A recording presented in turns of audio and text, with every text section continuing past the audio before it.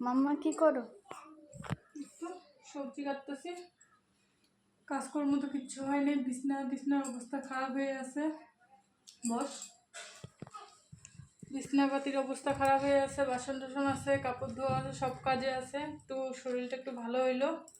তো এখন ভাবলাম যে আগে রান্নাটাই সারিয়ে নিই, তারপর বাকি কাজ বাজ করবো, তাই না? তো এখানটায় চাল কুমড়া কাটছি, চাল কুমড়া ভাজি করব। চাল কুমড়া ভাজি ভালোই লাগে খাইতে, তো সেজন্য ভাবলাম চাল কুমড়া ভাজি করি। লাউ, কুমড়া, আলু এগুলো নিয়ে আসলাম বাজার থেকে।